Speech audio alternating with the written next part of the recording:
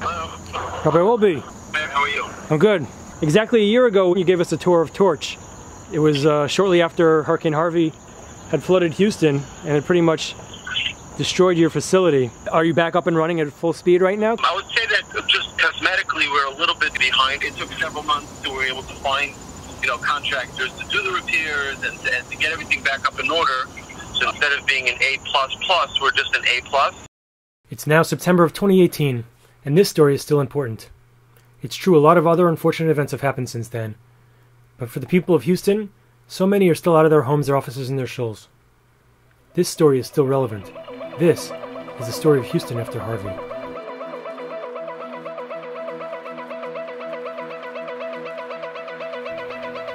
A week after Harvey, I got a call from the Siegel network asking me to join and document a relief trip they were organizing as part of their Jewish Unity initiative.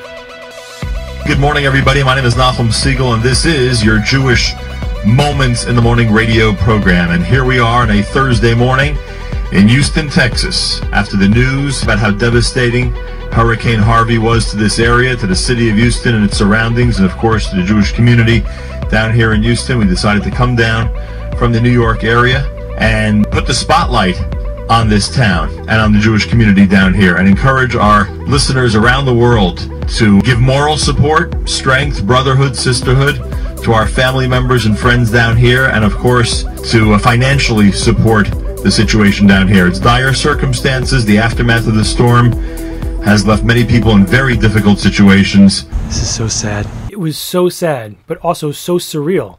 It was a beautiful day. It was sunny and warm, and yet it smelled disgusting, like this musky, mildewy smell, like someone's basement, because everything was just wet. The houses were still damp, and the entire contents of people's homes were just sitting out on the street. Most of the stuff was just garbage, and it would sit there for weeks until it could all be collected. A lot of scavengers were out, just taking whatever they wanted. Some of the stuff people actually wanted to keep, they needed it to file a claim with FEMA. Joining us on the trip was Mayor Kay, the other Mayor Kay. He also had no idea what to make of this. You want to share the experience of being there with people and spread awareness, but at the same time, you want to do it in a respectful manner. You don't want to make light of the situation. We found ourselves quietly just walking around, unsure what to say to each other or to anybody else. It's like being in a Shiva house, There's tragedy, and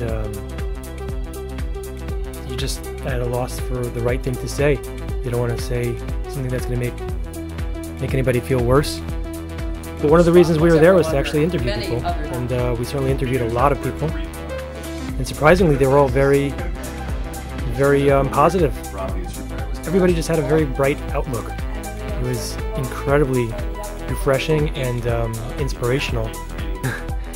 It's funny, we were so anxious to meet people that we started reporting as soon as we got to the airport in front of a squad car, and then interviewed our Uber driver. JM in the AM as we continue from Houston, Texas. We are at the Barron Academy. Tonight is not only the communal meal that's being provided for everybody, something that's happening every single night until Rosh Hashanah to help out everybody. And by the way, in addition to that, an amazing amount of food boxing, packaging is going on right outside the doors here. People getting ready to distribute Shabbos boxes and packages for those who are in need of them for this coming Shabbos. One of the people who's been with us, traveling with us, no stranger to the Jewish Unity Initiative, is Mayor Kruter. Kruter.com, Kruter.com, Kruter.com. Mayor, welcome back to JM in the AM. Thank you very much for having me. Why did you insist on leaving the vehicle when we were traveling today to take pictures of the bayou here in Houston? I found it hard to believe that the water was able to rise so high. I wanted to see firsthand exactly how much water there was. Look how high this bridge is over here. Look at the amount of space between the water and the road. There's about 25 feet of grassy area and then another 20 feet of concrete. To imagine that the water came all the way up out of that is mind-blowing. Are there other images from this trip that stand out for you? I remember when he asked me that question, I wasn't sure what to say, and then I gave him the wrong answer. I said the Pollock House, but that was not it. Definitely not. This was hard to see. This reminded me, these Sforim piled up on the floor and in wagons. It reminded me of images I had seen of book burnings, and it was so hurtful to my neshama. Like, I was brought up to always kiss a sitter if it fell on the floor, to make sure that the chumash was the top of the pile. I had such respect for books, and here they are just piled on the floor. It was certainly refreshing when these guys showed up. Not the fact that they were bringing more shameless, but the act of chesed. I'm here with a group of 25 boys and 2 staff members from FASME Yeshiva High School, Hebrew Theological College. They want to be here to help the residents of Houston, everybody who's affected by Hurricane Harvey.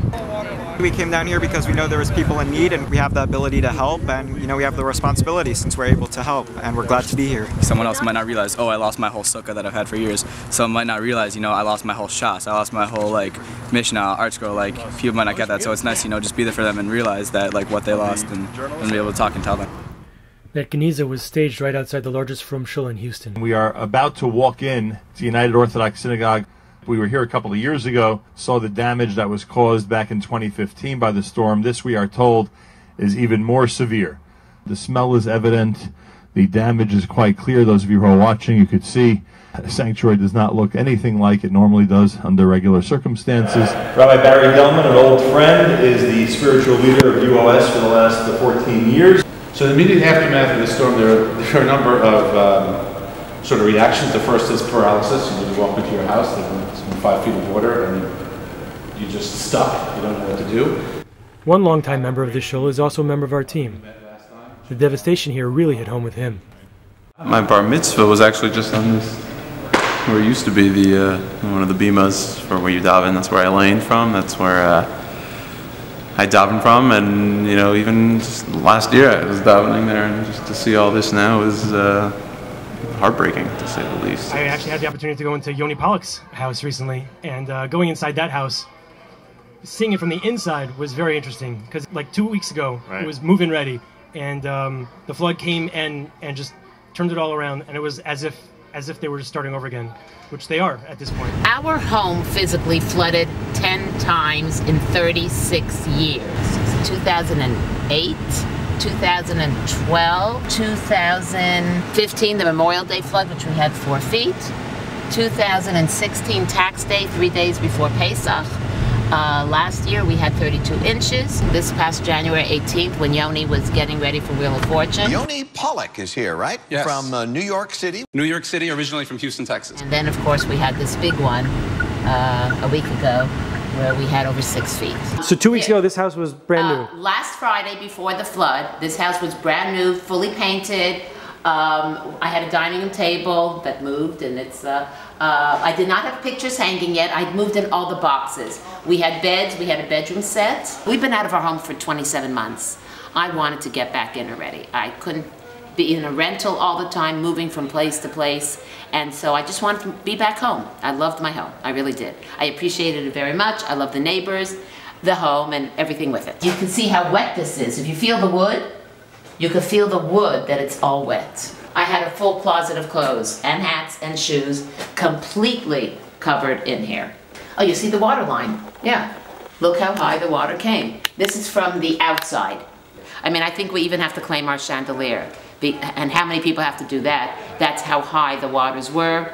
Here's a picture, I hope it's salvageable, of my son's wedding. It is wet from the back, but I'm hoping that the pictures seem to have survived. This is probably a painting that is wet, but it's from my father-in-law, and it's Mizrach and all that. I'll see if it's salvageable. They're all gone. My wedding album, bar mitzvah albums, which was, I think that's still outside drying. This was my father-in-law's 80th birthday. Does it make you sad that these pictures are gone?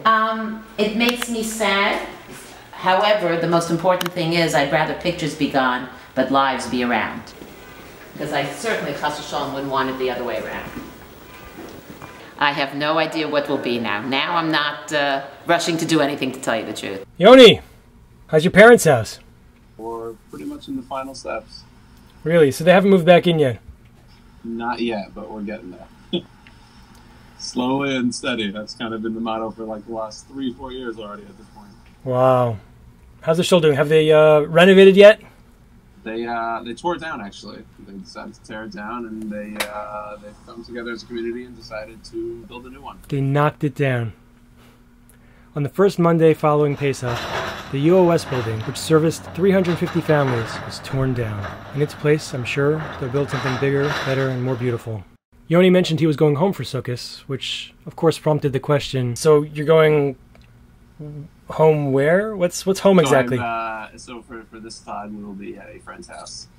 Family friends that went to Israel for the Chag, and we are kind of taking over their house for Sukkot, which is so kind and something the community, not only to us, everyone has been doing for pretty much the last 3-4 years as a community to stick together and help each other out when in need. Wow, amazing. All right, thanks for your time. You know, there's something very specific that I had hoped to convey with this and most of my videos, and that's the behind the scenes, the stuff that we don't think about. Many of us have seen that things were being sent down, things were donated, but we never see it being received. How many times have you given tzedakah and that was it? Like, you didn't think about where it went, you just assumed that it made it to its destination and that it helped the people, and I'm not here to tell you that it didn't. On the contrary, I think it was, in this case, certainly appreciated. We may have just stumbled on a point, and I thank you for that we really should make more often, and that is that we in the New York, New Jersey area are among those who are on the giving end, but like you just mentioned, no one's really from that area seeing what's going on the other end. Then we come down here and we see, as you just said, how all of this effort is really worth it, how it's helping people tremendously, how they are embracing the love and the compassion and the items that people are donating down here. You know, as we were getting ready to leave, I caught the news on a nearby television about Hurricane Irma, which was then followed by Hurricane Maria in Puerto Rico. It makes you think, when does it end? You know, you go help out one person and there's another person in need. What do you do? And of course the answer is, you just keep helping. We do what we can. You know? Just keep helping. I'm going to ask you to please help me welcome to Houston, Mordecai Shapiro. Alright, hold on tight, cause you know tomorrow's gonna come. Machar HaShemesh tizrach, V'kulanu nismach. מחר הכל יתבהר, רק צריך להאמין שאפשר לחכות עד מחר. Hi, I'm Mayor Kruter. Would you believe that I spent the last year thinking about and editing this film? If you enjoyed it, the quality of it, not the content, please help me by sharing this video. Also, it would be great if you can follow me on Facebook and subscribe on YouTube. Thank you.